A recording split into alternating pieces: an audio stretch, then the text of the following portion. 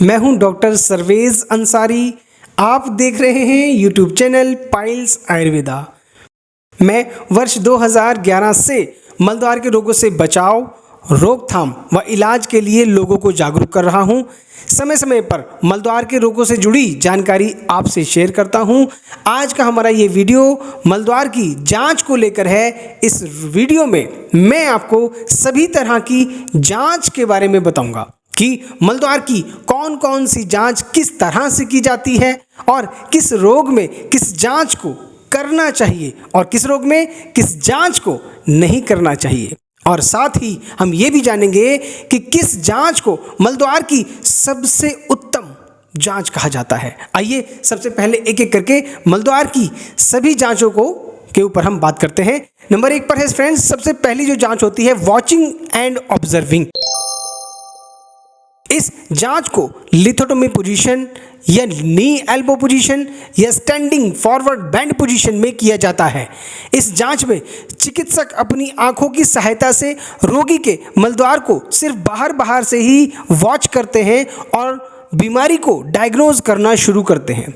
इस जांच की प्रक्रिया में रोगी के मलद्वार के चारों ओर की पेरिएनल स्किन को देखा जाता है और एनल वर्ज को देखा जाता है। अगर रोगी को एनल इन्फेक्शन हुआ है तो भी इसके संकेत इस पेरिएनल स्किन पर दिखते हैं और फिशर रोग भी इसी जांच के द्वारा पहचाना जाता है। और एनल वॉर्ड्स अगर रोगी को है तो भी इसी जांच से पता लगाया जा सकता है और अगर एक्सटर्नल हिमोरॉइड्स रोगी को है तो भी इसी जांच से पता चल जाता है। मलद्वार की जितनी भी एक्सटर्नल बीमारियां हैं, बाहरी बीमारियां हैं, मलद्वार के होने वाली जो मलद्वार के बाहर बनती हैं, उन सभी बीमारियों को इस जांच के द्वारा चिकित्सक पहचानते हैं। नंबर 2 पर है फ्रेंड्स पर रेक्टल एग्जामिनेशन या डिजिटल रेक्टल एग्जामिनेशन। आयुर्वेद में इस जांच को सबसे उत्तम बताया गया है और सभी क्षारसूत्र चिकित्सक इस जांच के बिना शल्य चिकित्सा नहीं कर सकते। इस जांच के लिए रोगी के मलद्वार पर जेली को लगाया जाता है और चिकित्सक अपने हाथ की तर्जनी उंगली को रोगी के मलद्वार एनल वर्ज पर रखकर सबसे पहले पेरिएनल रीजन और इंटरस्फिंक्टरी ग्रूव की कंडीशन का पता लगाते हैं और फिंगर रोगी के मलद्वार में प्रवेश करा मलद्वार की म्यूकोसा लाइनिंग और डेंटेट लाइन की स्थिति को भी ऑब्जर्व करते हैं। इसके अलावा और भी बहुत सी बातों की जानकारी चिकित्सक को इस जांच के द्वारा होती है। मलद्वार का ऐसा कोई भी रोग नहीं है जिस रोग में इस जांच को न किया जाता हो। सभी कंडीशंस में डिजिटल रेक्टल एग्जामिनेशन रोगी के मलद्वार का पूरा हाल चिकित्सक को बता देती है। डिजिटल रेक्टल एग्जामिनेशन जिसमें कि डॉक्टर आपके मलद्वार को बिना देखे सिर्फ इंडेक्स फिंगर द्वारा मलद्वार की अंदर की स्किन को पाल्पेट करते हैं और मलद्वार की एबनॉर्मलिटी को समझ सकते हैं और डायग्नोज बनाते हैं कि रोगी को जो लक्षण रोगी बता रहा है क्या वही लक्षणों के चिन्ह चिकित्सक इस एग्जामिनेशन के दौरान मलद्वार को चेक करके कंफर्म कर पा रहा है। जैसे कि फिशर रोग के कट की उग्रता को इस जांच द्वारा पहचाना जाता है।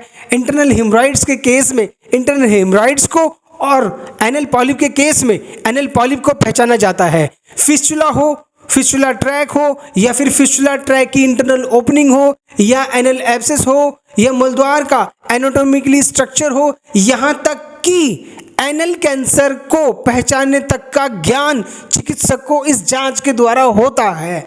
नंबर 3 पर है फ्रेंड्स प्रोक्टोस्कोपी। यह एक इंस्ट्रूमेंट होता है, एक यंत्र होता है। जब पर रेक्टल एग्जामिनेशन में डॉक्टर मरीज के मलद्वार की किसी भी तरह की एबनॉर्मलिटी को ढूंढने में सफल हो जाता है तो उसके बाद उसी एबनॉर्मलिटी को कंफर्म करने के लिए डॉक्टर मरीज के मलद्वार को प्रोक्टोस्कोप से इंट्रोड्यूस करवाता है और प्रोक्टोस्कोप द्वारा रोग निश्चित रूप से दिख जाने के बाद अगर डॉक्टर को लगेगा तो वह आपकी अगली जांच भी करवा सकता है। 4th नंबर पर है फ्रेंड्स MRI। MRI की जांच का बहुत बड़ा रोल फिस्टुला की सर्जरी में होता है या फिर एनल एब्सेस की सिचुएशंस को कंफर्म करने के लिए इस जांच का बहुत ज्यादा आवश्यकता होती है। नंबर 5 पर है फ्रेंड्स सिग्मोइडोस्कोपी या कोलोनोस्कोपी। असल में ये जांच तब कराई जाती है जब रोगी की बीमारी रेक्टम से ऊपर हो। ऐसे केस में रोगी के मलद्वार में एक पाइप नुमा वायर्ड कैमरे को रोगी के मलद्वार से इंसर्ट किया जाता है और रोगी की जो अतड़ियाँ हैं, आंतें हैं, उनके अंदर देखा जाता है कि आंतों के अंदर कहीं कैंसर पॉलिप तो नहीं बन रहे। रोगी को मलद्वार से खून आता रहता है और कोई कारण चिकित्सक को नहीं दिखता। उस स्थिति में कैमरे का सहारा लिया जाता है।